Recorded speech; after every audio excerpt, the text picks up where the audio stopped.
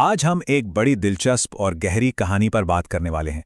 एक ऐसी कहानी जो एक सवाल पूछती है, क्या कभी-कभी अपनी अहमियत साबित करने का सबसे अच्छा तरीका बस वहां ना होना है?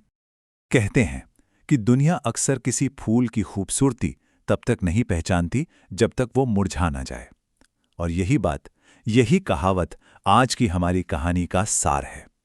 एक ऐसी कहानी जो हमें सिखाएगी कि कैसे हमारी गैर मौजूदगी हमारी मौजूदगी से भी ज्यादा ताकतवर हो सकती है। तो चलिए कहानी में चलते हैं। मिलते हैं ऋषि अर्णव से, एक छोटे से गांव में रहने वाले एक ऋषि जो अपने ज्ञान और अपनी विनम्रता के लिए दूर दूर तक जाने जाते थे। उनका दिन कैसा होता था, जरा सोचिए। सुबह सूरज उगने से पहले कोई दरवाजे पर अपना झगड़ा सुलझाने आ जाता, दोपहर में कोई जड़ी बूटी लेने आता, तो शाम को कोई सलाह मशवरे के लिए। वो सिर्फ एक ऋषि नहीं थे, वो उस गांव की धड़कन थे, हर मुश्किल का हल थे।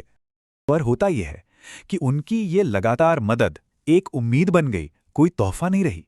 और यहीं से कहानी में एक मोड़ आता है, क्योंकि जब किसी की अच्छाई को ढंगे नागे मान लिया जाता है तो लोग उसकी कीमत भूल जाते हैं। और जब ऋषि अर्णव को यह एहसास हुआ कि उनका ज्ञान और उनकी मदद अब बस एक आदत बनकर रह गई है, तो उन्होंने एक फैसला किया। वो अगली सुबह होने से पहले चुपचाप गांव छोड़कर चले गए। उनके जाने के बस कुछ ही दिन बाद गांव का पूरा ताना बाना बिखरने लगा। एक बच्चा बीमार पड़ा पर कोई इलाज करने वाला नहीं था।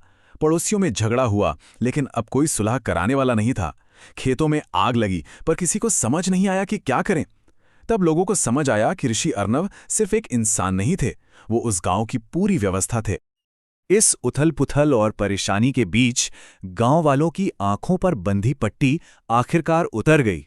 उन्हें पहली बार यह एहसास हुआ कि जिस ऋषि को वो बस यूं ही समझते थे, असल में वही उनकी पूरी दुनिया को जोड़े रखने वाली सबसे अहम कड़ी थे। सबके मन में पछतावे की एक गहरी लहर दौड़ गई। उन्होंने माना कि वो ऋषि का सम्मान करने में, उनकी कीमत समझने में पूरी तरह से नाकाम रहे।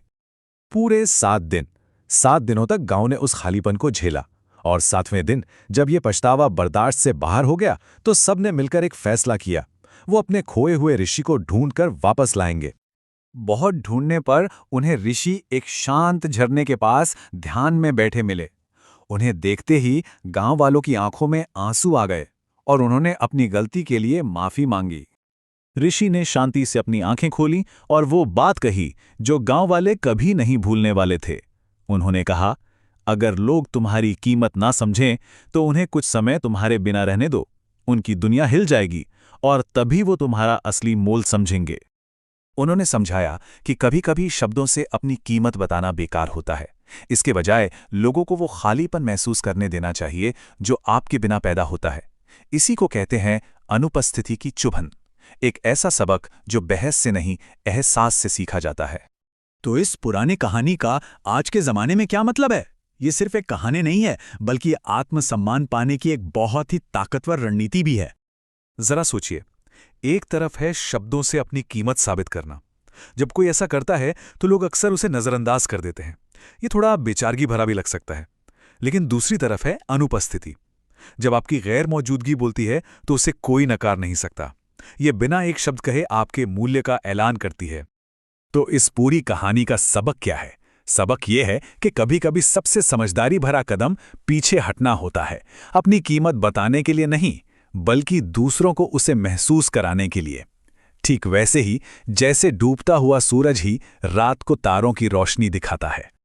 और ये कहानी हर उस इंसान के लिए है जो ईमानदारी से चुपचाप अपना काम करता है, दूसरों की मदद करता है।